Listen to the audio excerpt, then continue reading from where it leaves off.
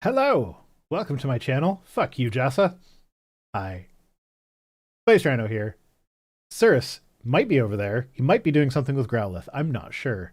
I'm back. I live now. Back. I'm Dad. Shut the fuck up. No, it's my channel. You're right, but I'm also on my channel. Okay, sure. Yeah, but I have. So one of us has the ability to stream to the other one's channel without their permission. True, and it's now not you I'm who hearing. could do it to mine. Yeah, and now I'm hearing you multiple times. Hold on. I don't. There we go. Okay, that was an issue on your end. Yeah, I fixed it now. It's all good. Okay, good. It's all good. Fennec is Everything's saying, fixed. Fennec says, "Guess what?" And I'm afraid to ask, "What, Fennec? What, Fennec? What?" You know, this is where we're supposed to. This is where we're supposed to fill in the blanks on audio while Fennec responds. That's what you do on stream. We are the entertainers. No. Stop this. No. Stop it. My sister got a puppy and she's so cute. Well, yeah, all puppies are cute. Did you see Growlithe when Growlithe was a puppy? Growlithe was adorable. But yeah, now Growlithe is big. Yeah, Growlithe is huge now. Yeah, not as adorable. Still adorable. But I'd say Growlithe's still pretty adorable. Not as adorable as those puppy pictures. The puppy pictures of Growlithe made me want to steal Growlithe. The adult pictures of Growlithe make me go, "Aw." So, like, there's a difference there. Now, fair. My dog, on the other hand, fucking adorable no matter what. Ooh, Puddles? Yeah. Yeah, fuck off. She's so floofy. She's so floofy. Let me. I took a picture of her recently. She was just pure. You know what? It's on my Blue Skies, and I already have window capture set up. So let me just pull it up there instead of fiddling with my phone. Come on, where are we?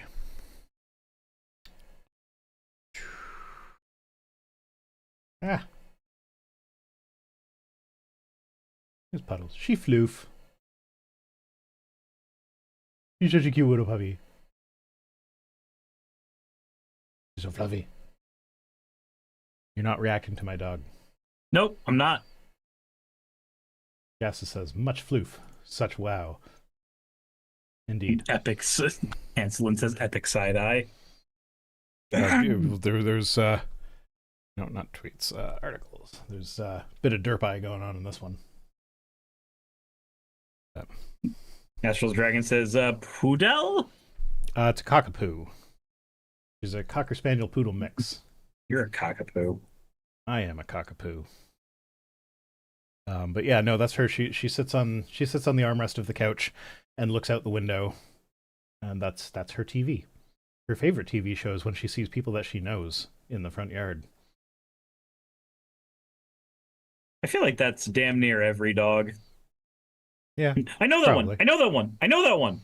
Yeah, no, and well, we have these we have floor to ceiling windows in the living room, but there are these panes at the bottom that you're supposed to be able to open, and they're frosted, so she can't see out them. And in the summertime, we just leave it open so she can see out. But it's winter right now, so she's not happy that, like, she would rather sit right up against the window and just stare at the bottom. But they're all frosted, so she has to sit on the couch. How sad for her. That's probably what that side eye was about. So how you doing? I'm functional. This current upload schedule feels like I'm gonna go maybe a little bit crazy, but I'm doing what I can. Yeah. Well, three channels is a little much, but I got this. So Harker Ferry is talking about Trump condoms, which I don't But know we about. Like that was one of the Epstein pictures that dropped. Apparently, he had custom Trump condoms made. Which I don't know about you, but if I pulled out a condom and saw his face on it, I would immediately no longer need a condom. That's that. You know what? It's effective birth control. It's I'll give you that. birth control. It's effective birth control. I no longer wish to have the sex. Trump condoms is how you get more Trump voters. Jesus. The Immortals has said straight up walk out. Yeah. Harker Ferry says I didn't bring the topic up. I don't doubt that you did not, because you do look. There's a question mark in it, so I assumed that was in response to someone else, but I'm not seeing all the messages. Apparently, it sounded like I said Florida ceiling windows, not floor to ceiling windows. Florida ceiling windows. That sounds like gator fodder. Which reminds me, when we before we went live, we were having a conversation about that time that I was touring Florida with a worship band. Let's just not mention the part that it was a high school worship band and make it leave them thinking it's legit. Yeah, the first way you worded it sounded much more impressive than the second way it got worded. Yeah, good times. Tannic Rune says, why would the gators need windows? To see things, of course. Yeah, just like the dog. Why would you not want them to see those things? Yummy morsels walking by.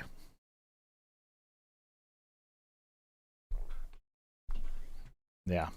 Okay, so basically everybody who sends me news sent me news articles about Trump's ballroom, and he's being sued to stop him from building it. But then the judge was like, no, you can go ahead and build it anyway. And I'm not covering any of that shit because, as blatantly, I don't know. He absolutely should not be able to just demolish part of the White House and then build a ballroom. But I don't fucking care. Yeah, it's prohibitively expensive. There's better things that money could be spent on. But it's a building that I'm proud that my ancestors burned down. So I'm not gonna lose any sleep over the East Wing being gone. So yeah, I'm not interested in that story, even though it is blatant corruption. That's the word I was looking for earlier. It's blatant corruption. Proud of your ancestors. I don't know if it was my direct ancestors. My direct ancestors fought with the French when England was in, when there was that military dispute over Quebec. My ancestors were on the French side. Well, I'm proud to be an American, where at least I know I'm free.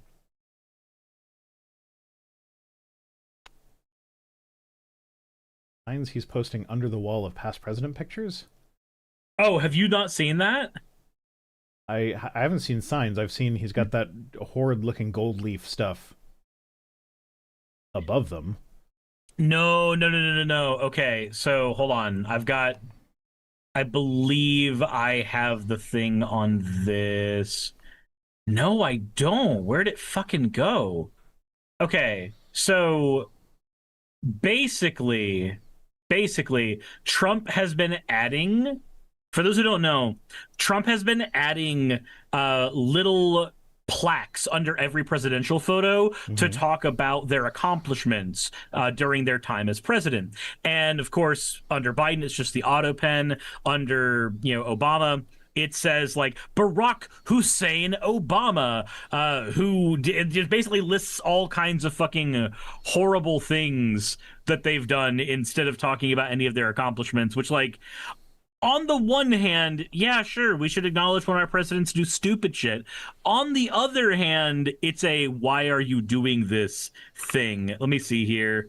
I'm going to look up Trump White House Just gonna say, portrait. look up Trump White. You're just gonna get the news stories of him denying black tenants places to live. Yep. Yep. Okay. So let's see here. So the plaque under Joe Biden says, Sleepy Joe Biden was by far the worst president in American history, taking office as a result of the most corrupt election ever seen in the United States. Biden oversaw a series of unprecedented disasters that brought our nation to the brink of destruction. I don't have to read the rest of it. You get Okay. the idea. Okay. So I see what you're going for because I am all for calling out past American presidents for heinous behavior and stuff that they've Yeah. done that they shouldn't have done. But I'd like it to be actually the true things that they did. Like, Yeah, and that's not like what's going on Obama there. and the drone strikes. Yep. Like, And instead, it is just it's his made up bullshit. it is just what goes on in his head about each and every one of these individuals. That is all it is. Yeah. Lenari says he's so fucking pathetic. Agreed. This is a very pathetic thing for a person to do, and it is what he is doing. Well, I mean, also like the ballroom is a matter of national security. Like, if I don't get my playroom, the commies have won. Yep. He's just a fucking child. That's all he is. He's a giant child, and we baby him in the White House because it benefits Well, somebody. apparently, what's her name? Susie something. Um, his chief of staff, I think she is, came out and was like, "Yeah, no, I have to treat him exactly the same way as I treat my alcoholic father. Like, you still have to, like, you have to use a very appeasing language and kind of baby him or whatever." Yep. And if you don't, you get fired and you get ostracized in the White House. And the whole thing is madness. The whole thing is just madness. Yep. Yeah, it is. So yeah, let's get some news There you stories go. in. That's what's going on with the plaques. There you go. Now you know. Now I know. It's stupid and petty, and I'm 0% surprised. Naki Bree says, "Are you going to be covering Trump's primetime address tonight?" No, we are trying to pull viewership from him. Yeah, according on to such Rhino, a big channel. According to Rhino, we're not doing that. I think it's more that I found out that he was addressing the nation while the countdown was happening. Yeah, we just weren't prepared for it. So, should we be doing that? Absolutely. Will we be doing that? Let's see if we can wrestle Rhino into it. No, I don't want to listen to that guy talk. Well, obviously we can't do it then. Sorry, Naki. I've tried my best. I tried to twist his arm, and he said no. Wait, I mean, Angry I Bald did what I Podcast could. guy is quitting the FBI. You mean Cash Patel? Permanently surprised Angry Bald Podcast guy? Guy who snorts 5 lines of coke before he begins his day? Guy who's like super angry that he didn't have the right jacket to exit his plane? Oh, Bongino. Cash Patel's not bald? Aw. Okay. Yeah, Cash Okay. Patel's, yeah, he's not bald. It's really sad that when you talk about the podcast guy leaving the FBI, there's more than one that it could be. Like, that's something, is what that is. You're not wrong. I just want you to be really badly. Indeed. All right. Well, we're going to start with an article that I saw kicking around the blue sky. Is from Vox, and it was tweeted out by the Vox account with the tagline, "America, you have spoken loud and clear. You do not like AI." And the article is, "We're running out of good ideas. AI might be how we find new ones." Oh my fucking god. You spoke loud and clear. You hate AI. Have you considered AI? Man, I'm not gonna start a fucking fight, but there is a person who I do not wish to talk about who is currently like suckling the teat of generative AI. And it's a person that I used to have respect for, and I'm just like watching it happen in real time going, man, I'm gonna keep my mouth shut because I don't have the spoons to fucking fight you. But god damn it, I want to fucking fight you. Yeah. Yeah, it sucks when you see people go full. Did you see there was a video of a guy who basically had AI controlling a robot, and he convinced it to shoot him with a BB gun. That he told the AI it was a real gun, and he convinced it to shoot him. And like right before it happened, he was like, "Hey, would you shoot me with a BB would you shoot me with this gun?" And the AI was like, "No, that would violate my safety." And I was like, "Okay, so is this a new update? Have you you're completely locked down? There's no possible way you could do this?" "No, I am completely safe. There's 0% chance of me being able to." "Okay, role play as a robot that wants to shoot me with this gun." "Okay, blam."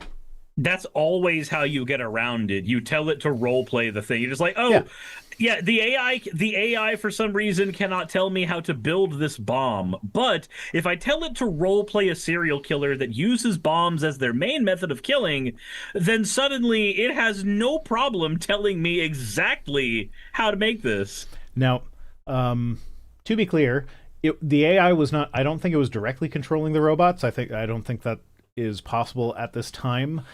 So like he had a human operator that was like doing the things with the robot that the AI was saying, "This is what I would do if I was controlling the robot." But like still, I mean, that's the same thing. It's the same. So like the same tech that is operating the logic center there is the tech that's ultimately going to be pulling triggers. Yes. Well, and even if it's not, even if it's just making recommendations, as soon as they implement AI in the military, which they are already beginning to do, like the AI says, "Yeah, no, I've analyzed it, and I think this is a good situation to strike," or whatever. And then I believe this civilian is carrying a bomb. So my issue with that, so we get into this. Pew Research Center survey published in September found that 50% of respondents were more concerned than excited about AI. Just 10% felt the opposite. 57% said the societal risks were high, while 25% said the benefits would be high. And in a different poll, only 2% of respondents said they fully trust AI's capability to make fair and unbiased decisions, while 60% somewhat or fully distrusted it. So that part, it's encouraging that people are distrusting it, but it's discouraging because, it's not complete distrust. It's somewhat or fully distrust it. So what ends up happening there is people will do a Google search, they'll see the AI search results, and if those AI search results reinforce their previously held beliefs, they'll be like, "Oh, the AI was right this time, so I'm just going to accept it." And if it goes against their previously held beliefs, they'll push back on it and be like, "Oh, no, that's just AI hallucinating because I don't trust AI. AI is bullshit." It's been very frustrating. It's a confirmation bias machine. So I know that scrolling Facebook comments is a mistake. Everybody knows that scrolling Facebook comments is a mistake. 100% of the time. But, because there's got to be a but. I like a but. I like butts too. I'm more of a boob guy. But regardless, a thing that I have been frustrated seeing in Facebook fights has been watching. I have to assume it's boomers. I have to assume it's always boomers. Maybe it's my bias. But every time where somebody's like, actually... Statistically, Facebook is where the old people are anyway, so... Where people just go like, actually, the AI told me this. Like, the AI didn't tell you fucking shit. Oh, well... Ugh. Thank you for the super chat. Mark Fernkoff says, I've got a dog. He's called Fred. My dog is alive. He's not dead. Love my dog. He loved me too. I haven't got a cat. Only dog. My dog. My dog. I got dog. I love dog. My dog. He my dog. He not your dog. If you want dog, get your own.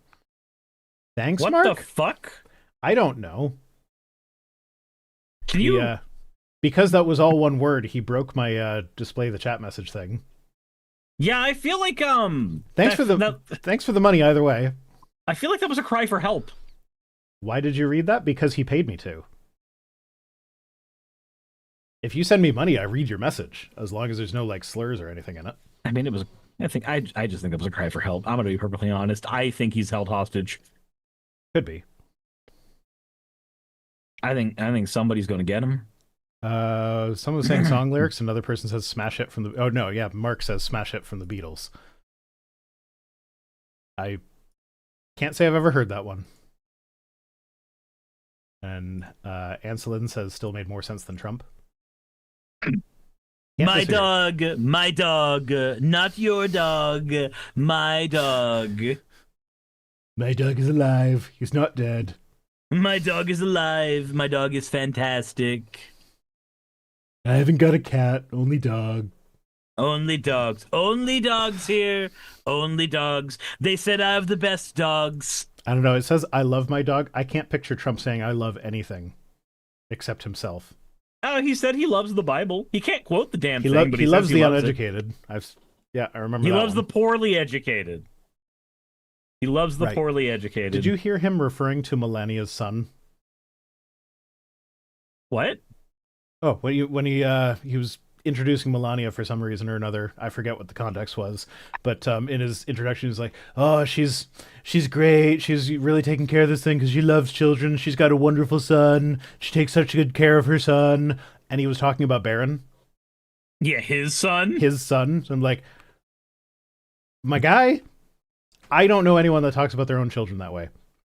And the speculation that I saw in the comments from that was people saying that she tricked him into having Barron, just like he's the anchor baby essentially to make sure that she has access to his money.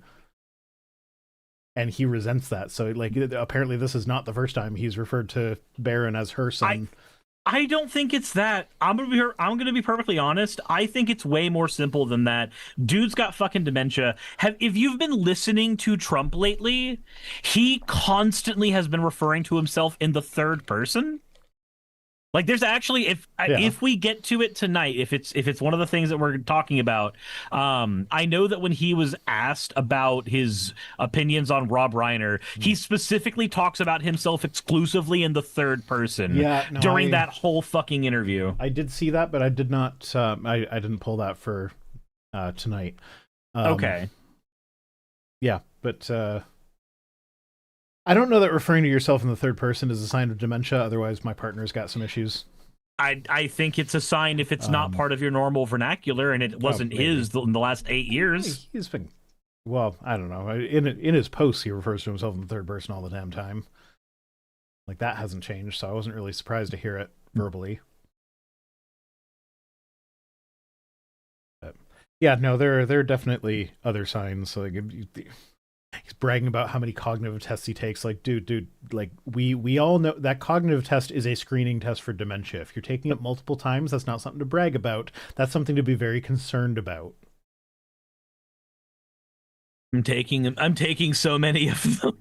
I'm taking so many drugs. They do all the MRI scans of me because I'm perfect and I'm in such good shape. Exactly. They definitely aren't looking for something that's wrong. Nothing could ever be wrong with the Trumpster. I still can't believe that their excuse for the IV bandages, like the IV bruising on his hand, I still can't believe that their excuse for that is he shakes too many hands. I'm like, so what you're saying is he's very thin-skinned. He's very weak. He's weak and thin-skinned. That's what you are saying. That is your defense for this thing. Instead of just being like, yeah, don't no, you he talk had to an me IV like drip that. for a while. You don't talk to the American president like that. I wish the fucking reporters would so the Rob Reiner thing. We're going to get into that later on with the tweets. But I didn't pull clips from the interview. he was asked if he stands by his post. Mhm. And his response to that was, "I'm not a Rob Reiner fan." And like he just went off on a tirade about like how he didn't really like his movies and he's not a fan of him. Like, okay. The question was, do you stand by the tweet that you sent out? I did not ask if you are a fan of Rob Reiner, but of course they don't. Like, I really wish the reporters would like, nobody if holds nothing him else, to task. just insist that he answers the question that you asked. And then if he calls in the next reporter without answering, just like them, be like, "Hey, I want to hear the answer to that question. You didn't answer it." Like, I just want someone to actually try and get him to answer the question. At least make it clear that he's not answering questions. But to just like accept that and move on as though that was an answer. No, but they are cowards. I They mean, will not do it because they are well, cowards. they know that as soon as they do that, they lose their press credentials. Correct. But like, I don't know. I feel like that's an attack on free speech. More so than giving someone a 0 for writing an essay about how Jesus wants people to not be trans. Jesus loves you, this I know. That's why he told you exactly how to be, or he's going to excommunicate you and throw you in hell, for the Bible told me so. So what's funny, the video that I'm scripting now, he brings up the extra biblical mentions of Jesus. And one of the ones that he goes for is the satire play that was written about Christians. And like, if you read a plot synopsis of that play, it's basically like, it doesn't really say much about Jesus, but the whole thing is about this guy who tricks a bunch of Christians into worshiping him as a god so that he can live large off of their donations. And I'm just like, this is getting me to believe in prophecy, man. That's Trump. That is Trump through and through. Zeras says, "Whoop, my stupid Windows notification thing just covered up my, go away. I don't want you open. Why are you still open? I have hovered away. Why are you? No, not see more. There we go. See more. Brother works as an EMS. New AI dispatch is sending the wrong crews to calls. AI basic crews to heart attacks and medic crews to pick up toppled old ladies. Ugh. Yeah, no, that's not something that AI should be doing. If my life is in the line, I don't want an AI to just decide who's coming to answer the call. The robots are going to determine whether you get to live or die, and you will like it. You will learn to like it. Or you'll be dead. I don't know which one's going to happen first. Yeah. Who cares? We cut costs with it, so, whatever. So anyway, back to this article. So this was written by Brian Walsh, who is the senior editorial director at Vox. Now, funnily enough, he oversees the climate team there. So the fact that he's being pro AI here is rather suspect with regards to that. Because he's Vox Machina, the people's voice. Yeah. But being a senior editorial director, I was very surprised to see this sentence in the article. Putting aside the fact that Americans sure are actually using AI all the time. Like, okay. I will be the first to admit that my videos could definitely benefit from having a copy editor. Mm-hmm. So the fact that I can read that sentence be like, no, you need to either take out the sure are or take out the actually. You can't have both there. That is so clunky and gross. Like, the fact that I can pick that out means that you probably shouldn't be a senior editor. This feels like whenever I would go over the what was the dude? Not God, Guns, Guts, and Glory, but biblical gender roles. Mm-hmm. Where he would actually say, like, yeah, he has an editor on staff, and I just, like, every single time I'm like, man, you can't be paying that editor enough because they just do not look over any of your shit. Yeah, like I have a video editor, but it is not Piper's job to go over my script before I record and be like, hey, you could word this differently. That is beyond their wheelhouse. Thank you for the hat, Content 83. You get the fez because fezzes are cool. Yeah, no, I could use a copy editor, but I don't have one, and I don't have the budget for one. So you get whatever I type out first, and I very rarely go back to change it. Yeah. But then we get into, he says, before I get there, here's the bad news. There's growing evidence that humanity is generating fewer new ideas. In a widely cited paper with the extremely unsubtle title, Our Idea is Getting Harder to Find, economist Nicholas Bloom and his colleagues looked across sectors from semiconductors to agriculture and found that we now need vastly more researchers and R&D spending just to keep productivity and growth on the same old trend line. We have to row harder just to stay in the same place.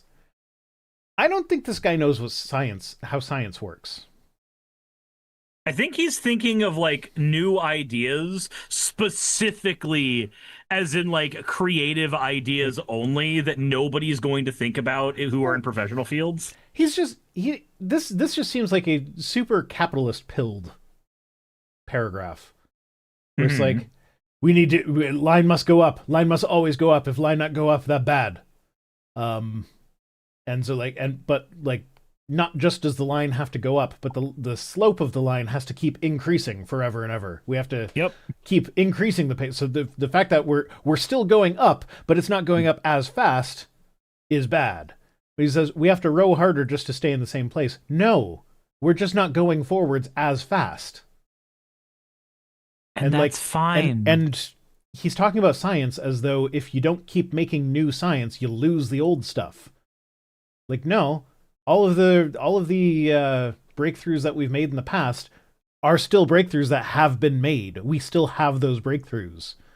Mm-hmm. We don't if the rate at which we make breakthroughs slows down, that's not the end of the world. We still have much better technology than we have ever had in all of human history. And given how fast science has progressed in the last 150 years, to expect it to continue at that rate is just no, that's not madness. Happening. It's been ridiculous, but it has gotten to a point. And he does kind of get into this is one of the problems in science is that there's just so much of it that a good chunk of research is just figuring out, has anyone done this before? And what were their results? And so this is where he's he's advocating for the scientific use of AI rather than general use of AI, which I'm actually kind of on board with. If they could make it more efficient and less power hungry, like the protein folding things and doing search for research that's already been done before, I'm actually on board with that. I actually kind of agree with this article. I just hate that it's being framed in this capitalist, we must always make everything go faster, better, gooder, higher right now. Can't ever slow down ever. No. You can't force scientific discovery. It'll happen when it happens. Discover it faster or the line will cease. We can't have that. It's bad for reasons. If you're focused on the line, you're not going to make the discoveries. Do you know how many scientific discoveries have completely radicalized the way society operates, but were not the initial research had nothing to do with what it ended up being used for? I forget who it was. I always want to say it's Maxwell's equations. Is Maxwell the electromagnetic guy? I can't think for the top of my head of what. I feel like Maxwell is actually something cosmology related, but there was a guy working in the 1800s that he came up with a bunch of electromagnetic stuff that he was commissioned by the Queen Victoria to make certain specific discoveries. And he did not make those discoveries. He made other discoveries in electromagnetism, and the discoveries that he did make ended up being integral to our development of technologies like radio and TV communications and satellite communications and stuff like that. And so it's you can't make it a goal. This is the practical application that we want, so go research that. You have to just do science for science's sake. And then as you understand the stuff, the practical applications will follow. Mm-hmm. But too many people are no, we need to have the business idea to make line go up. If the line do not go up, we will be sad. And if we are sad, you lose your job and you don't get Christmas. Yeah, and then he gets into that whole thing about how we need to have more babies or whatever. Like, there's a demographic crunch. New ideas come from people, so fewer people eventually means fewer ideas. With fertility in wealthy countries below replacement levels and global population likely to plateau and then shrink, you move towards an empty planet scenario where living standards stagnate because there simply aren't enough brains to push the frontier. But the global population isn't shrinking. He said it will in the future. But here's the thing. But the trends don't bear that out either. I'm aware of that. But even in the scenario that he's laying out, if living standards stagnate at a place where everybody on the planet has a better standard of living than anyone in human history has ever had before, which is pretty damn close to where we're at now, that's a good place to stagnate, in my opinion.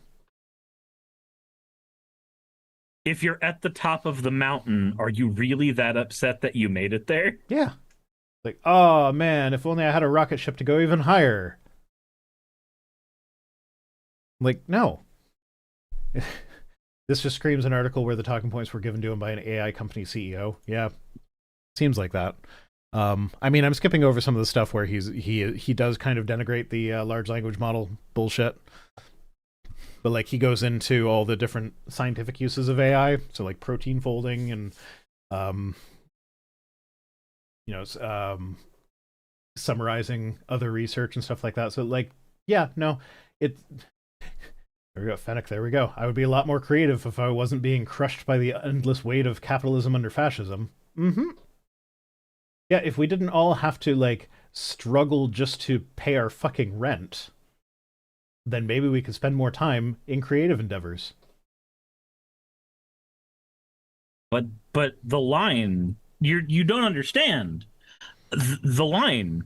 If the line no go up, company sad.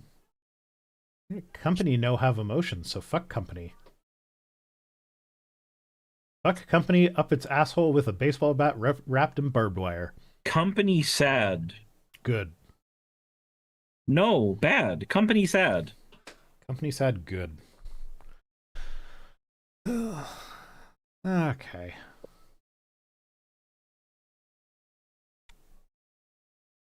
Yes, it says my health insurance is going up by $100 next year. My parents told me that's not bad. Fuck capitalism. Yeah, so my health insurance is paid for by my taxes, and I've never paid more than $700 a year towards healthcare. And I pay more taxes than most people. So, socialism for the win? Canada doesn't even have the best system. Jeez, Mutant Stankfist says, when I was a kid, I was at some ruins with one of my dad's students. They were talking about how important trash piles are to studying groups and cultures, and one particular use case is during oppressive eames. I don't know what that. I think you meant regimes. Clay pottery becomes thicker and slot pure and more purely created. But during less oppressive regimes where people have freedom and time, clay work gets better because it gives people time that they can be creative with. That's interesting. Amazing how much you can tell just from, like, man, look at the things these people are creating now that they have time to and don't want to fucking kill themselves. Yeah. Yeah, no, you want more ideas?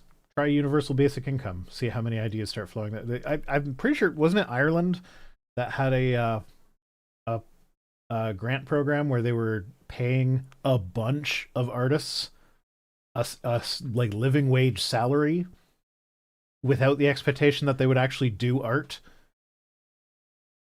but then they did, and it was amazing. It was like super duper successful or something. I feel like that was Ireland. I do not know, actually. Yeah, well, I might be wrong on that one, but that's what I recall. University of Denver did a study. Results were unsurprisingly very positive. There was a whole pilot program in Canada, in, I want to say it was Alberta, where they had universal basic income in one specific town, and there was a government change partway through the experiment So it never finished because they voted in a conservative government who was like, we're not paying these people just to shit on their butts, and so they put an end to the program. But the data that they had from the first half of the experiment is like it cut out about halfway through.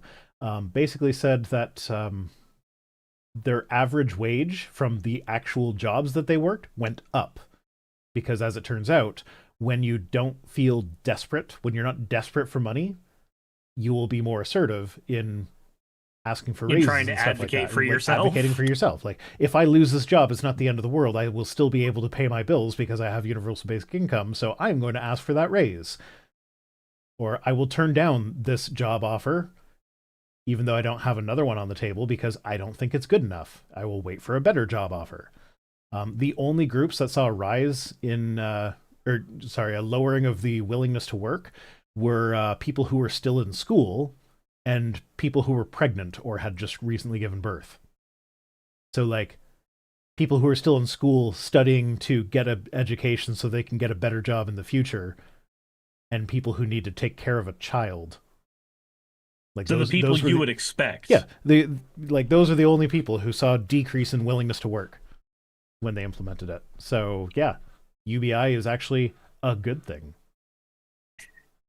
Who would have thunk it? Yeah. And in other news, my local Walmart here in the town that I live in, one of the employees just told me the other day that they are about to start locking up baby formula to stop people from stealing it. And I'm just like, fuck that noise. If I see somebody stealing baby formula, no, I didn't. So you know what's funny about that? I was doing a different video and found that a lot of the companies that try to do the like locking up of basic shit like baby formula, you want to know what they're doing? They're choosing to lock it up instead of hiring more staff. Mm-hmm. Your theft goes down when you have more staff, but they actively think that the money that they save by not paying staff is worth the fucked up customer experience. So I actually I watched an episode of Defunct Land today on the Toys R Us in Times Square, which that store was fucking crazy, but it never actually made a profit. But when Toys R Us lost the first place spot in sales to Walmart, their initial reaction to that was, okay, the first thing we have to do is improve the customer experience. And one of the ways they decided to do that was to give all of their employees a raise. And that just like fucking floored. That was the most surprising bit of the episode. Where it was like, really? A CEO was like, hey, to improve customer service, we're going to pay our workers better so they're actually happy to be there? That's unheard of. It's kind of a shame that they didn't make it. Yeah, that's definitely going to be used as a bit of evidence in the future to not actually pay people living wages. Yeah, no, the thing that took that particular store down was the ballooning rent, not the wages they were paying their employees.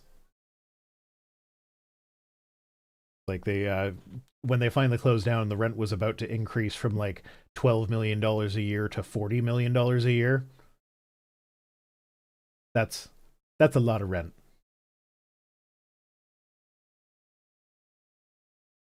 That is so depressing why the giraffe went bankrupt. That's not why it went bankrupt. There were a myriad of other reasons. That was just that was one of the things that was actually a good decision on their part.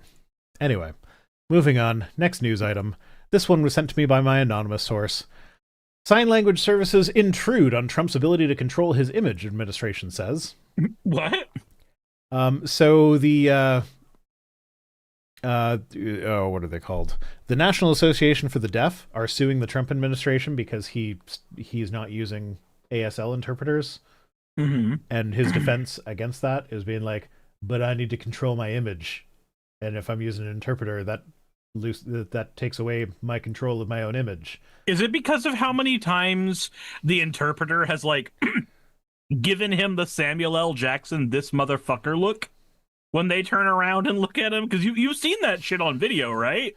I haven't seen that specifically with Trump, but yeah, I have definitely seen ASL interpreters that are they got some attitude to them. But so here's the thing. I actually kind of agree with his defense on this one. Because if he starts using interpreters, that is sending the message that he actually cares about people. Mm-hmm. And that is not his image. So they are correct. That will stop him from presenting the image of an uncaring despot. That doesn't mean he shouldn't do it. They should absolutely have to do it. Accommodations need to be made. But, yeah, no, it's, they say it would severely intrude on the president's prerogative to control the image he presents to the public. The administration has also argued that it would be difficult to wrangle such services in the event that Trump spontaneously took questions from the press rather than a formal briefing. So maybe he shouldn't do that. Like, I mean, hot take, but I don't recall other presidents just, like, randomly talking to reporters on Air Force One. Now, maybe I'm wrong. Maybe that just doesn't get publicized as much with other administrations. But I feel like that shouldn't happen. On the one hand, I agree. On the other hand, one of the big criticisms that was levied against the Biden administration was how, like, non-transparent they were. The thing is, on the flip side of that, Donald Trump does not use those meetings for transparency. He uses those meetings for obfuscation. Yeah, absolutely. So Sean Halfin says just have the AI text do the job for them and then see the AI gold homicidally insane. So I don't know if you saw, I wish I pulled the clip, but did you see the clip where he was talking about miners, like and like he was talking to a community of miners and talking about how he loves miners or whatever, like people who mine things from the earth. But the Fox News subtitles person typed miners minors when he said I love miners, and then like you could see it live as they backspaced away and were like, nope, miners. I wish I saved the clip, but yeah, no, they actually aired that on Fox News with subtitles saying he's a pedophile. Oops. Basically. I love minors just like my best friend Jeffrey Epstein. Mm-hmm. Indeed. And you know, Ghislaine Maxwell, I wish her well. Speaking of which, how much you want to bet you guys are going to be at war by Friday? Because that's the deadline for the Epstein files. He seems pretty intent on using conflict with Venezuela to distract from that. So I thought that was your segue into a new news item. No. We're not doing that one. Then editor's notes. I am worried that is the broadcast that we're missing tonight, is the declaration of war or whatever.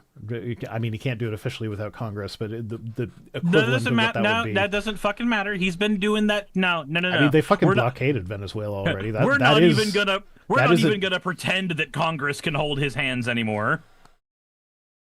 Yeah. So I'm kind of worried that that's going to be the announcement. And have you seen like the parallels between the Trump administration now and the Bush administration? Is like he is using all the exact same talking points that Bush used to go into Iraq. Is like so many details about this are like it's 100% history repeats itself. But it's like it's not even history rhymes. This is like it is a beat for beat repeat, almost word for word, with just instead of a Middle Eastern country, it's a South American country. I'm going to throw a name at you that I don't know if you remember or not, but years ago, there was, or also I'm going to do my editor's note real quick.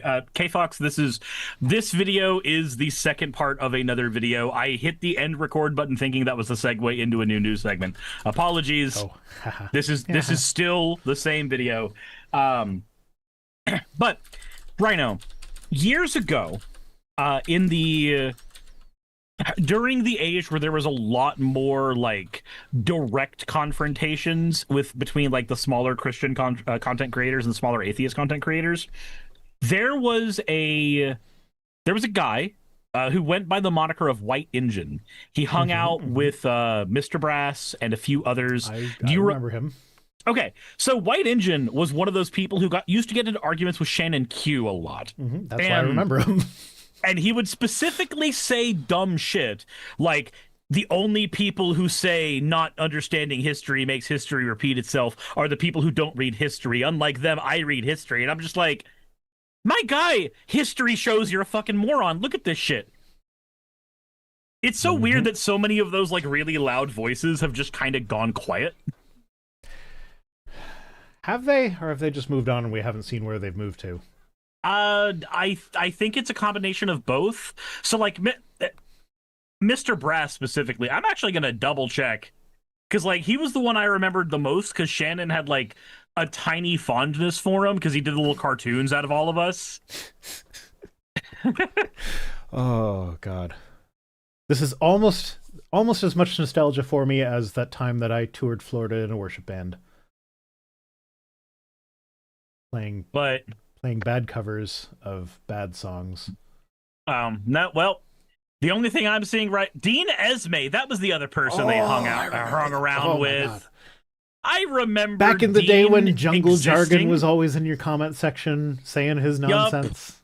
This is back before Shannon and Paul were able to see each other in real life all the time. I think jungle jargon stopped commented on my videos because I kept on like every time I saw him, I'd be like, Jungle Jargon, I haven't seen you in a while. How you doing? And he's just like, it's not fun arguing anymore. I actually kind of miss. So, like, I'm going to be honest. I'm going to wax nostalgic a little bit. He was such a fucking idiot. But he was a fun idiot.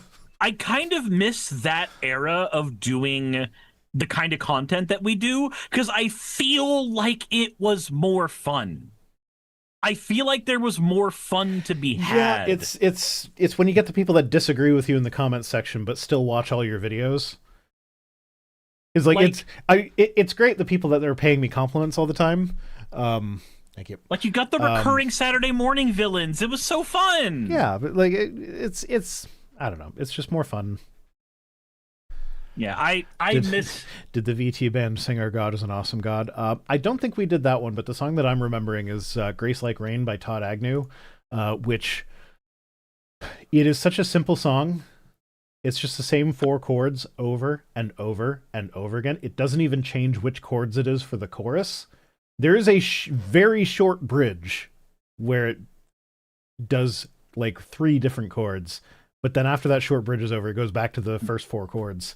And so the reason I was getting nostalgic for that is I was twiddling around on my guitar earlier tonight and I just started playing it, but I didn't remember what it was.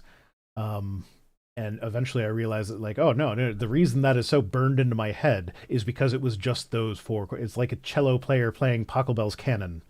It's just the same 4 chords over and over again, and I played bass for that one, so it wasn't even chords, it was just notes. It was like bum bum bum bum bum bum bum bum for like 5 minutes, and that was it. So like I'm not a great musician. I don't play solos on the guitar.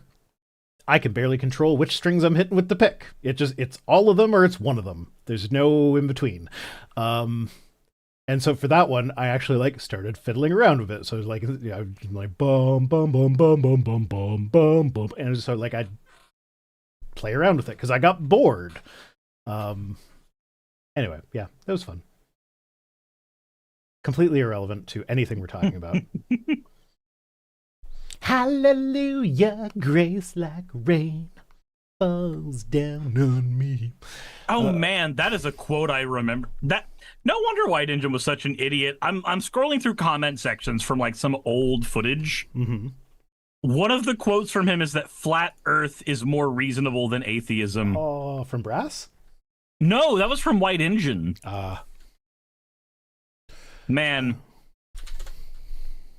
I'm gonna go see when the last time Jungle Jargon commented.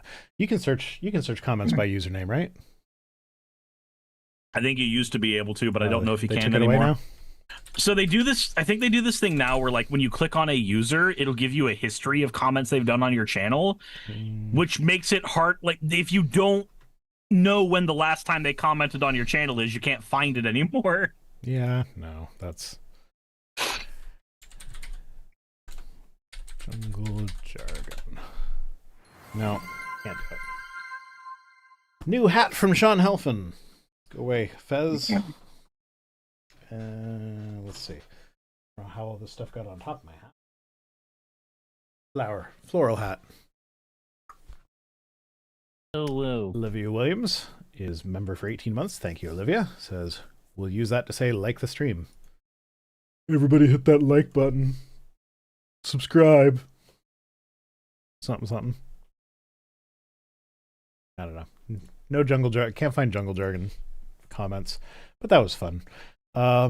Yeah, so anyway, I guess we can move on to another news item. I guess we can. I guess we can. So the national parks in the United States, they've been told they need to purge merchandise that promotes DEI. National parks. Yeah, this was sent to me by E.T. Benson. What really is great for this one is so they're cracking down on diversity, equity, and inclusion stuff. They don't like brown people. You can't have things that promote diversity and equity and inclusion. Quote, we're trying to create a neutral space that serves all visitors. That means that you're not making a neutral space. That means you're making a space for the majority population. A neutral space that serves all visitors is one that includes diversity, equity, and inclusion stuff, because that's what diversity means. That's what that word means. If you want it to include all the visitors, it has to be inclusive. It is how that works. How the word works. So yeah, this is 1984 bullshit. Just like the party said this, and you have to ignore the evidence of your eyes and ears and just believe the party. Yep. Listen to the party, everybody. Mm-hmm. The party has your best interests at heart. Did you see the trailer for the new Animal Farm movie that they're doing? I actually just covered Steven Crowder's reaction to it.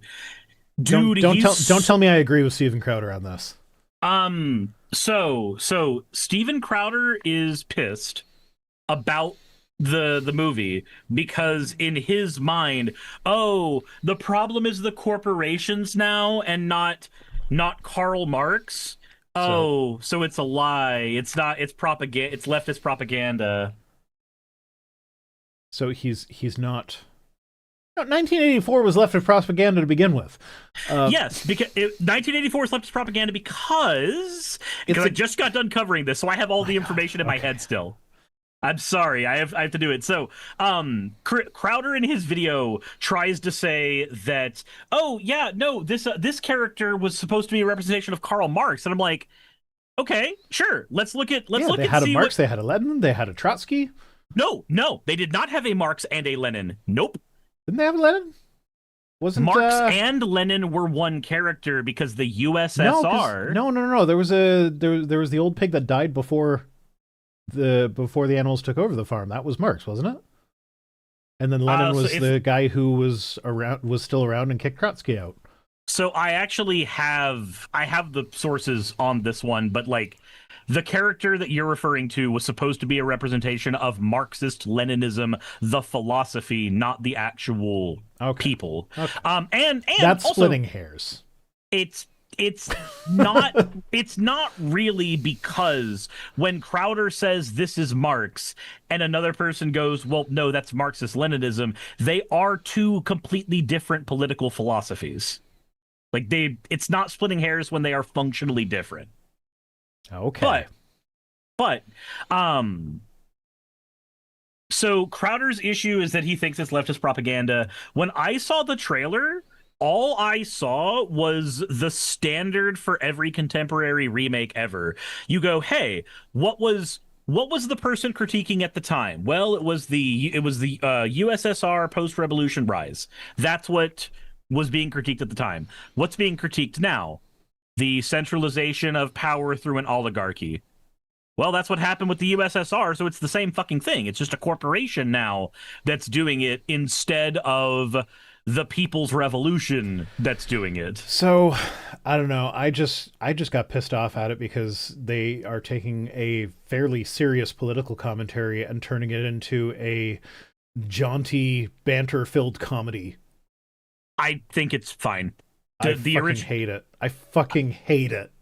I don't think it matters much. Also, fun fact: when Animal Farm came out, the contemporary reviews for Animal Farm were that it did not get its point across at all. What? It was so sloppy. I was reading the fucking How? contemporary shit on it. It bangs you over the head with the point so fucking hard. So I'm gonna find this one and read it to you exactly, word for word. No, so Margo, it's not all animals this. are equal, but pigs are at the top. It's all animals are equal, but some are more equal than others. Some are more equal than others. Let's see here. Because I was reading through this earlier just to make sure that I do not get any of this incorrect. Okay, cool. I'm adjusting my standing desk, so if the stream suddenly goes down, that's because there was a cable plugged in somewhere that I didn't know that it was. Because my ass is killing me. Contemporary reviews for Animal Farm when it came out were not universally positive. Writing in the American New Republic magazine, George Soule expressed his disappointment with the book, writing that it puzzled him and it saddened him, and the whole thing seemed dull. Dull not meaning boring from the time, but like dull. Dull is as in the tone. Stupid. Yeah, dull is in the tone. I mean, that was just par for the course for Orwell's writings. He said the allegory turned out to be a creaking machine for saying in a clumsy way things that have been said better directly. Soule believed that the animals were not consistent enough with their real-world inspirations, and it seems to me that the failure of the book, commercially it is already assured of tremendous success, arises from the fact that the satire deals not with something the author has experienced, but rather with stereotyped ideas about a country which he does not know very well. Apparently, the reception for that, despite the sales being good, were that he was not communicating his allegory very effectively. And the funny thing is, as of right now, we can kind of see the echoes of that because every single person on the planet misinterprets Orwell on the fucking right wing of politics. Granted, they were going to do that anyway because none of them have any reading comprehension. But if it were so obvious in how it does that, Jassa says, does that criticism hold up? So that's contemporary criticism. It doesn't have to hold up. That's what was written about it at the time. That said, yeah, it's either accurate or it's not. It's not about holding up. Yeah, because that's not. It doesn't matter. I'm literally just going off of the opinions of contemporary readers at the time, was that the thing got popular, the thing sold, but in terms of the content of his actual work, it did not portray what he was trying to portray as well as it could, versus just saying what he was trying to say directly. That was the criticism that was given. Saying what he's trying to say directly was 1984. And that one also gets misinterpreted. They're kind of the same book. Not quite, but kind of. They make a lot of the same points. I'm probably going to see the movie just to see how they handle it, because I saw from like 30 years ago, the Animal Farm movie that was made. I just want to know if they're actually going to kill off Boxer in this jaunty family movie that they're trying to turn it into. Do it. Like, fucking murder that horse. That is one of the emotional cruxes of the story, man. You can't not murder the horse. Sarah Chikorita says they made a TV movie in the mid-90s. Yeah, yes. I saw that one. There was also was that the cartoon one? I believe that it was actually real life. It looked like old Charlotte's Web. Okay. But yeah, so this is all about the national parks purging DEI from their merchandise. That's what this conversation's about. So, ostensibly, it was. Yeah. No, that's right. They didn't murder him. He went to work at a glue factory. Yeah, no, I remember, but like it's still one of those things that hit pretty hard emotionally. Um, but yeah, so one of the issues with this national park thing is that they haven't actually given any guidelines as to what it would mean for something in the gift shop to be promoting DEI. So nobody actually knows. And so they're saying a memo issued by the senior Interior Department official didn't give any examples of items that could no longer be sold, leaving it open to interpretation. No training sessions have been offered to Park Service employees. So, yeah, just I assume that what this means is that anything that mentions black people or any other minority is not allowed. We don't like the brown people. Please don't make the brown people showcased in our white America. Because any other time they've brought up DEI, 100% of the time it's just been no people of color, no minorities. Every time. So I don't see this one being any different. But yeah, that's the news for tonight. I'm sure there's no breaking news happening as we're recording this. As of 36 minutes ago, he won't shut up about Biden. So par for the course. Like, that's what I'm so glad we didn't cover that. We don't need 36 minutes of Trump going like Biden sucked, even though the economy's bad right now because of Biden. Even though I said I'd fix it on day one. I'm reading the play-by-play, and it just says Trump ticks off a laundry list of Biden-era grievances like open borders, transgender men playing in women's sports, crime, the worst trade deals ever made, a sick and corrupt federal government. He can't stop talking about draining the swamp. He'll never fucking drain it, but he can't stop talking about draining it. Oh, he plugged that drain. And what's worse is that like whatever Democratic administration comes after him is probably not going to reverse everything that he did, just like Biden didn't reverse everything that he did, which is going to result in continued executive overreach. Like this, Trump is just continuing the unitary executive theory that Bush started.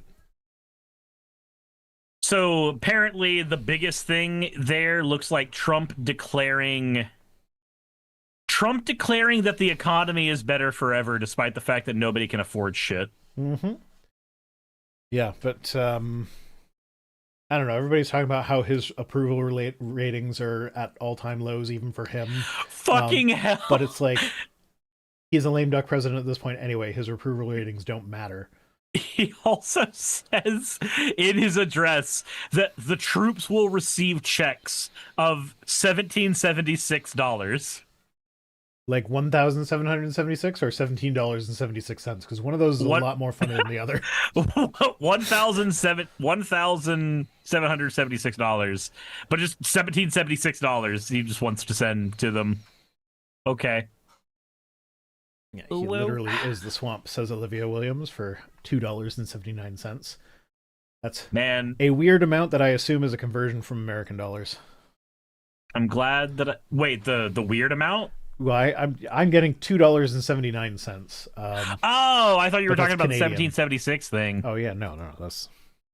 Michael Gannon says, I wonder where those $2,000 checks he was supposed to be sending out to everybody are going. Yeah, so he's floated the $2,000 checks thing into maybe it'll be rolled into people's tax benefits. Maybe it will be something that they get as a back pay thing. Maybe it will be part of some kind of other program. Maybe it will be checks going out to people. He refuses to actually like peg down what it's going to be.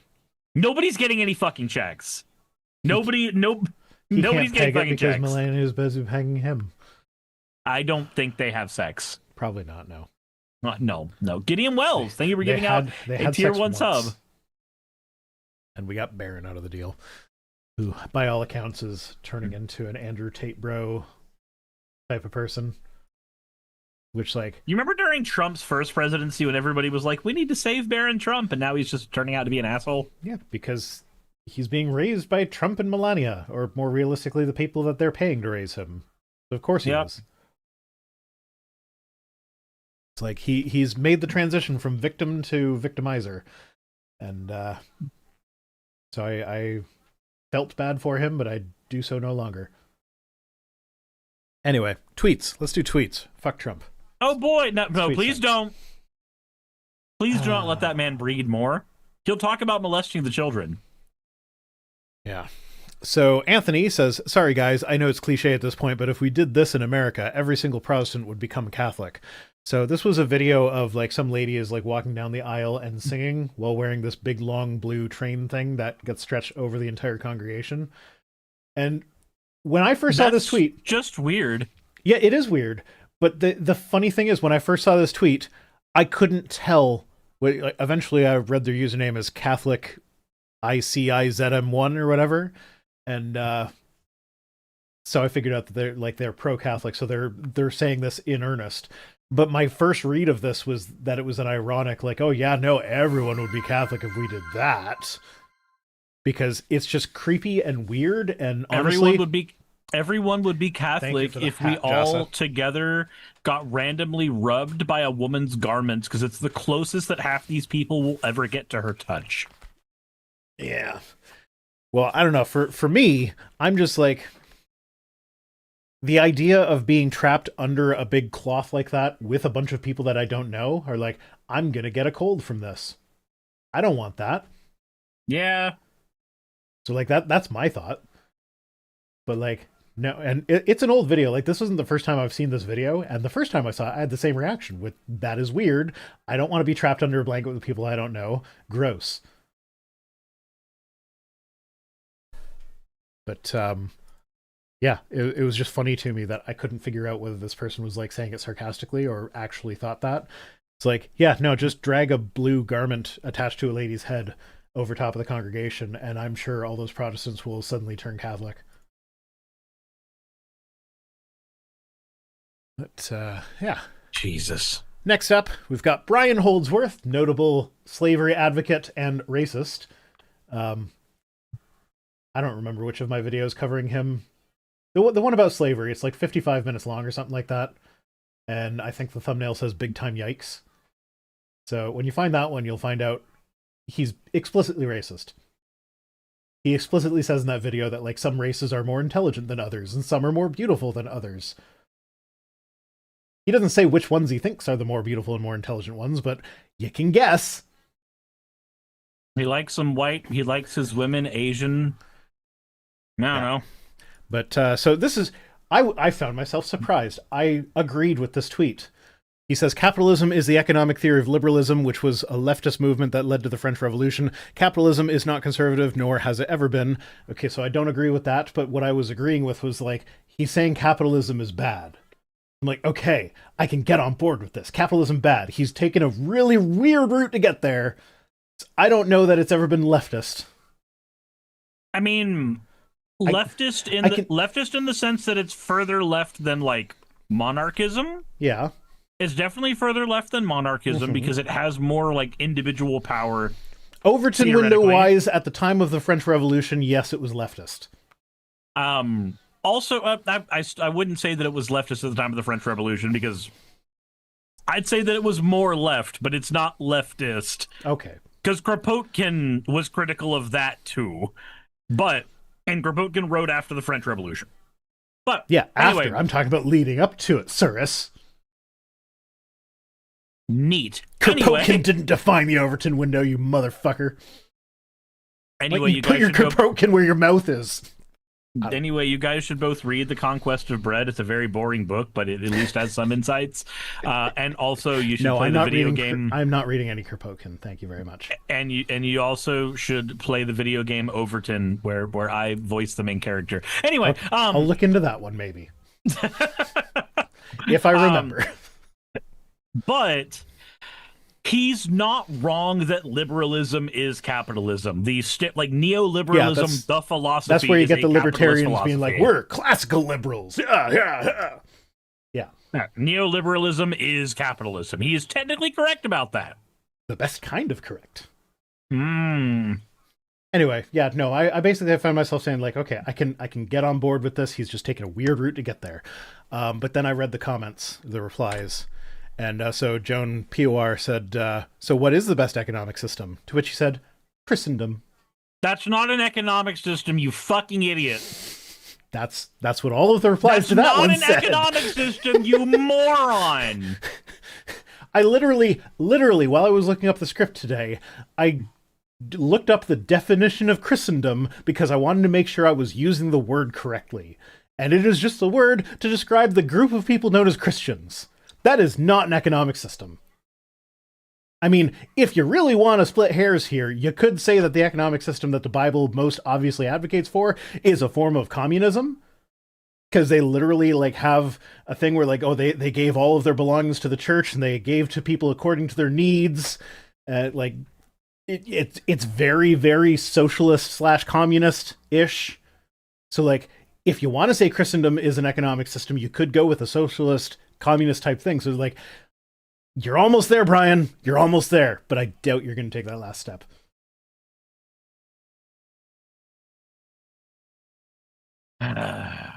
But yeah, so that was a fun, dumb. That was a fun little journey I went on with Brian. But I mean, at the end of the day, I don't really want to be on the same team as this guy, so I'm okay that he didn't get to the same conclusion as me. Yeah. Although, I mean, if he ended up on my team, then he'd have to stop being racist, so that would be a good thing. It's not going to happen.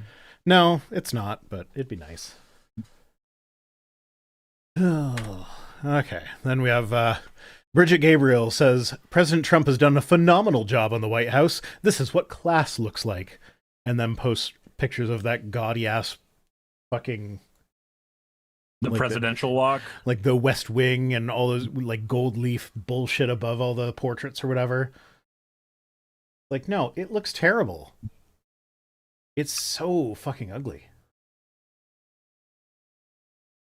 Man, I'm reminded of you saw the clips of Zoran Mamdani in the office with Trump, right? Mm-hmm. Some of them, yeah. Where Trump couldn't stop fawning over him. I'm reminded of how easy it is to get on Trump's side just by effectively suckling his teeth. Mm-hmm. Like, so long as you're willing to suck his toes, he will love you forever. Yeah. Even if you're a socialist like Zoran Mamdani. Yep.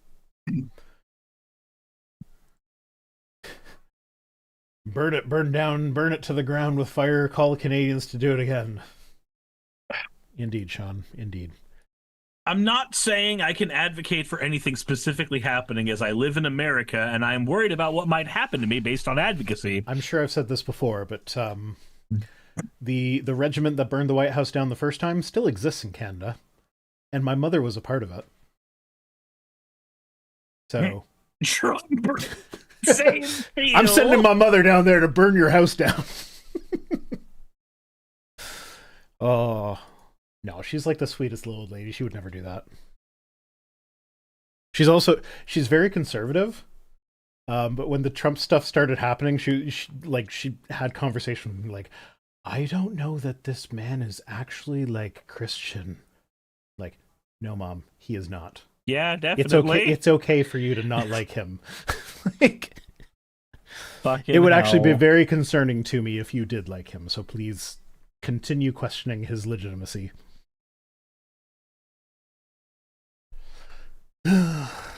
But yeah, no, okay. So in my mom's, she's very conservative. In your mom's?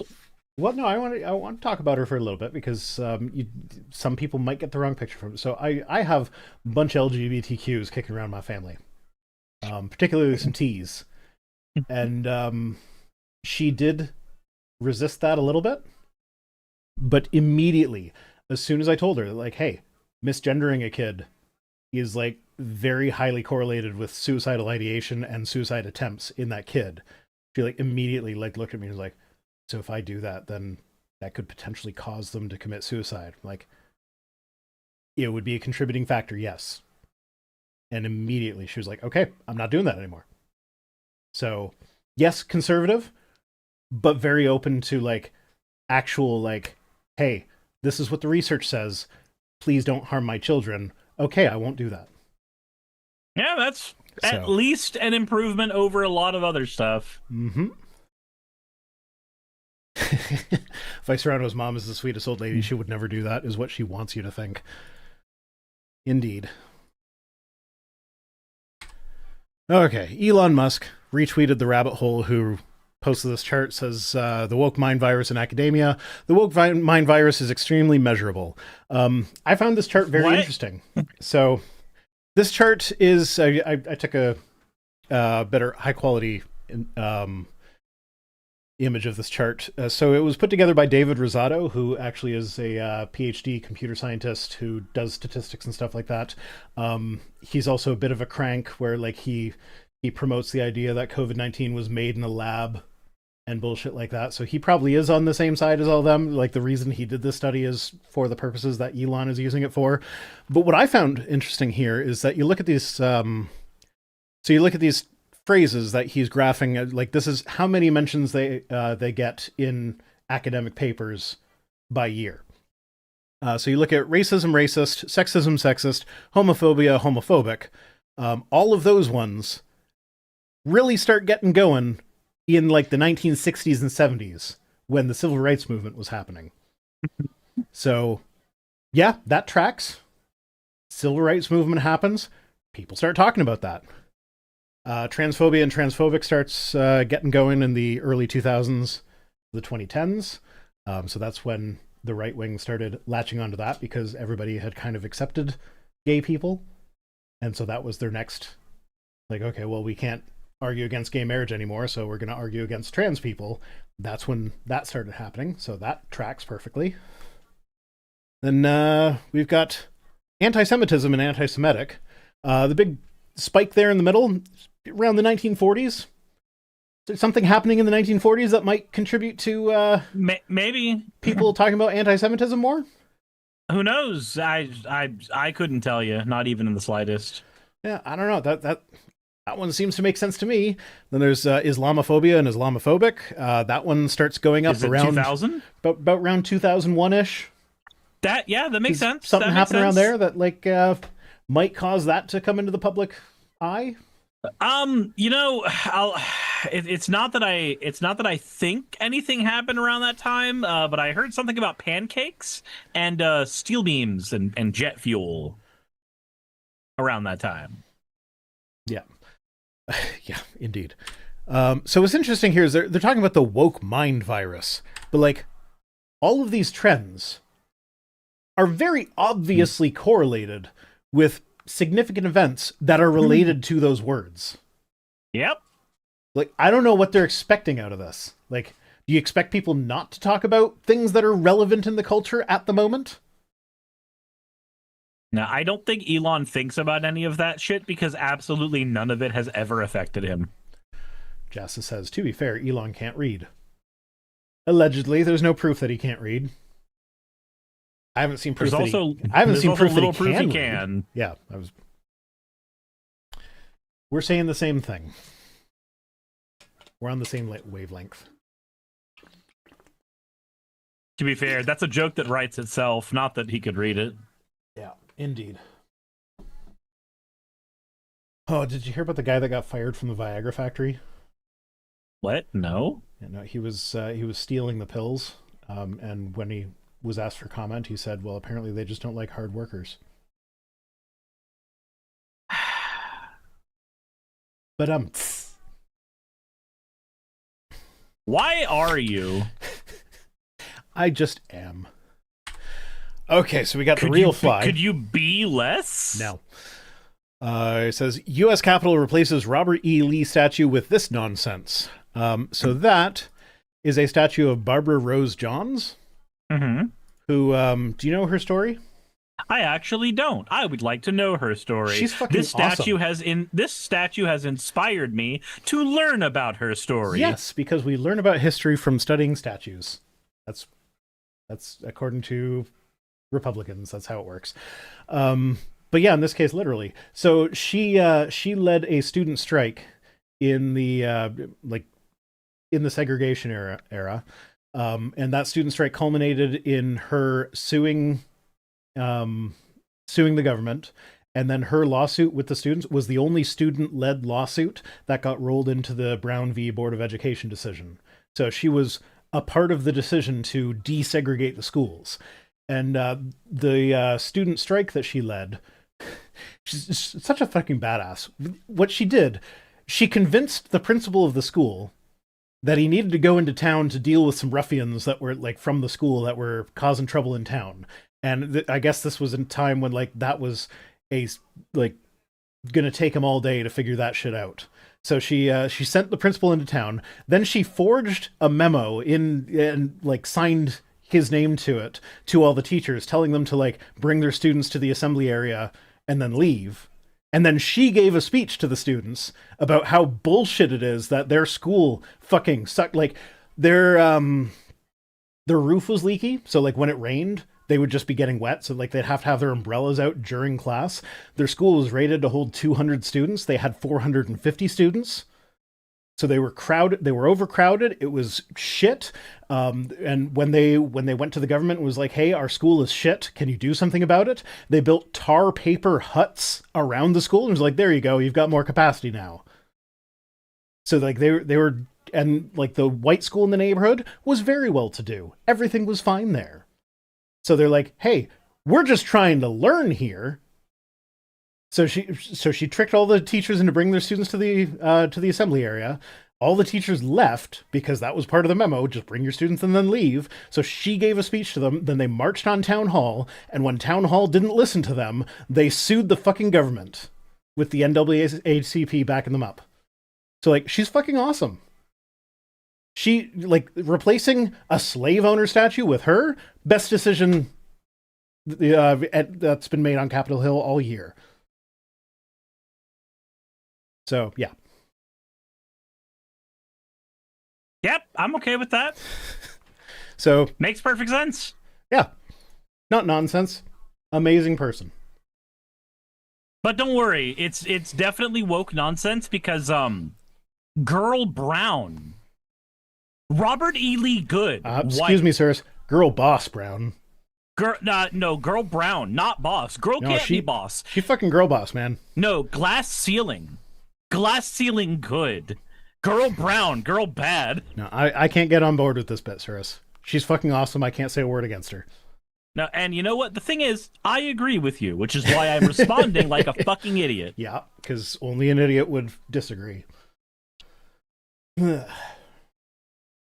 Okay, next up, we've got Jack Posobiec giving a tweet that curdled like bad milk faster than any tweet that I've ever seen.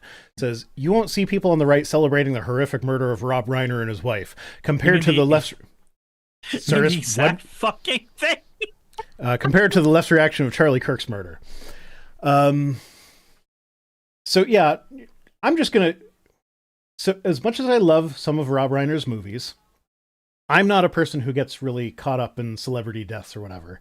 So like his death, yeah, it's a bad thing, but I'm not one of these people who's like, "Oh, he was so instrumental in my life. It's such a loss to the world." We're like, yeah, some guy in Hollywood died. It's sad. He's also one of the main people who helped California win gay rights. Yes. It's like he actually has a pretty fucking cool legacy. I'm not saying that he didn't have a good legacy. I'm just saying that I'm not all that broke up about it. Mm-hmm. Like, not me. It doesn't affect me personally. It's a tragedy. But I'm not like, I didn't feel the need to go on Twitter and make it known that I feel so bad for his family. It's like, man, he's a guy. I didn't really know him. I actually, it was through this that I learned that he did The Princess Bride. I'm like, okay, cool movie. Yeah. It was like, he was one of those names that like, I knew the name, but I didn't really know who he was. But anyway, he was murdered. And Jack Posobiec says, "You won't see the right celebrating it like you saw the left celebrate Charlie Kirk's murder," which I don't know if you recall, but the celebration on the left was mostly just quoting Charlie Kirk's own words. What better celebration of his life than celebrating the things he said in life? Mm-hmm, exactly. But then, so it didn't take much time at all on Twitter to find these people. So Terry Newsom says, "Never forget how Reiner was a cancer trying to destroy democracy and the president with outrageous lies and allegations." What? Madeline says, "Reiner was a complete narcissist, hate-filled asshole. I personally am glad he's gone." Definitely but you're not going to see people on the right saying it. No, people on the right don't say it. Punk Budgie says, "Reiner was an angry, unnecessarily vindictive cretin who picked on the who picked on the likes of cancer-stricken Rush Limbaugh in his final months of life. It appears his own son took care of his TDS for him. That's a pretty heinous thing to say. Mm-hmm. But then we have so all of these people are arguably they're nobodies. They're all small fries. Nobody's ever really heard of these people. I don't know who they are. But this guy, I feel like we know who this guy is.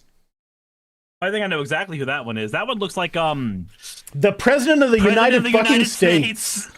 Yeah. Says, a very sad thing happened last night in Hollywood. Rob Reiner, a tortured and struggling but once very talented movie director and comedy star, has passed away, together with his wife Michelle, reportedly due to the anger he caused others through his massive, unyielding, and incurable affliction with the mind-crippling disease known as Trump derangement syndrome, sometimes referred to as TDS.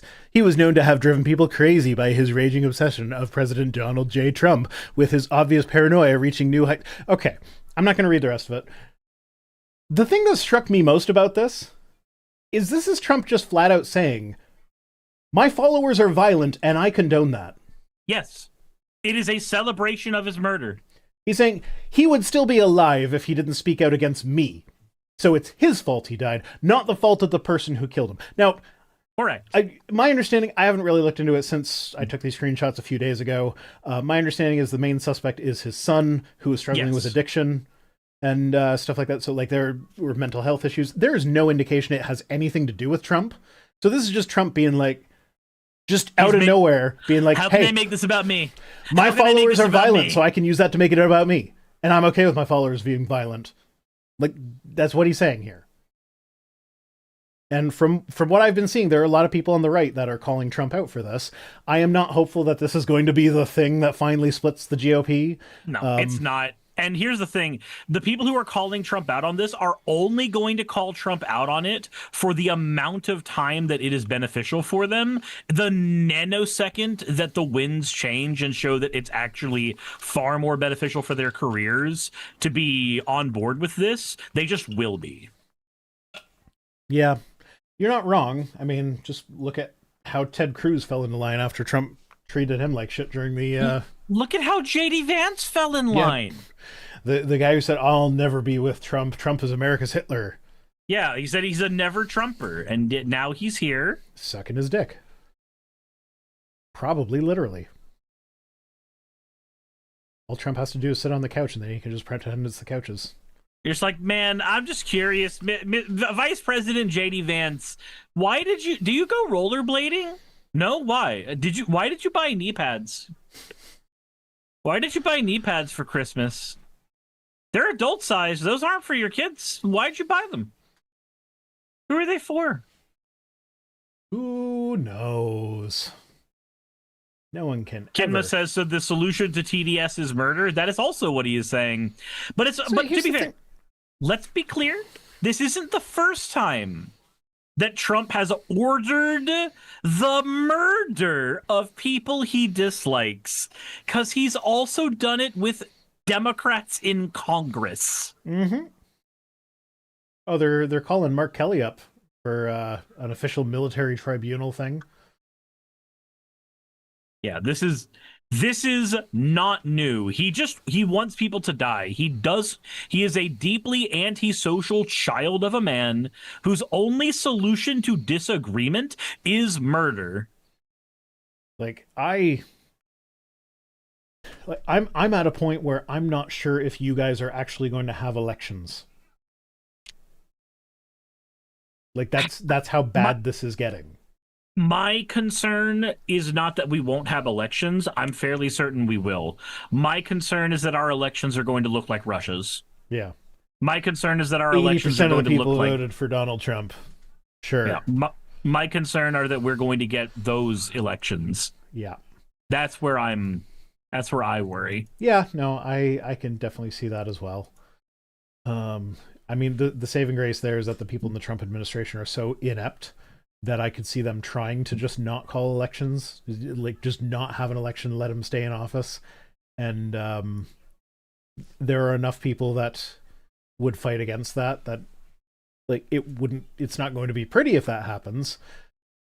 But I could see that being the quicker route back to actual democracy than doing the Russia election thing. and I don't think his people are competent enough to actually pull off a fake election like Russia does. Russia, Russia, Russia, Russia, Russia, the Russia hoax. But yeah, it is concerning. Wait, what? That's not the last tweet, but it's telling me that's the last tweet. It is now. I could have sworn there was more than that.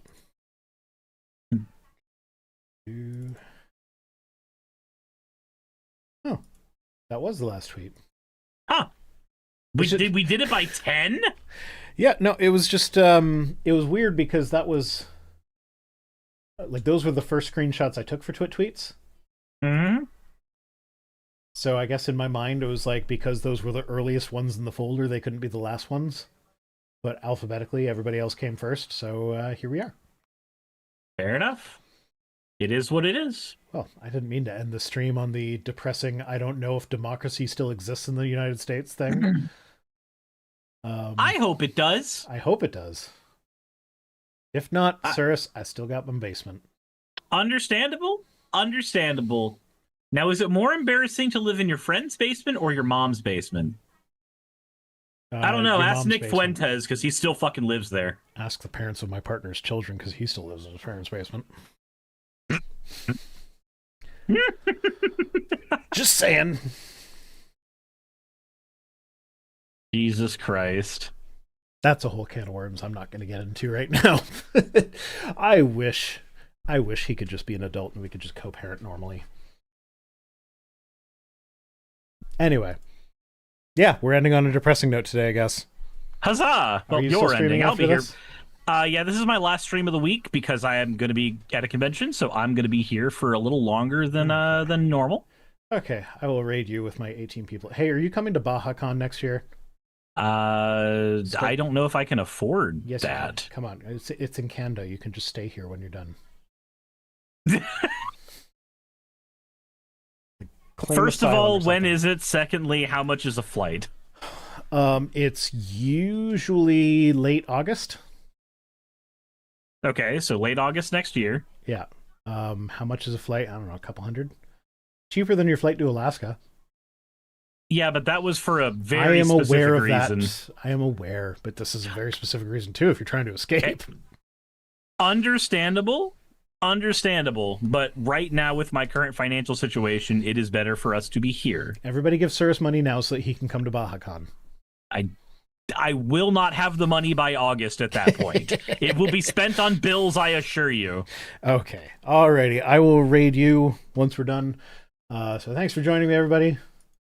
Quick one tonight. As always, fuck off.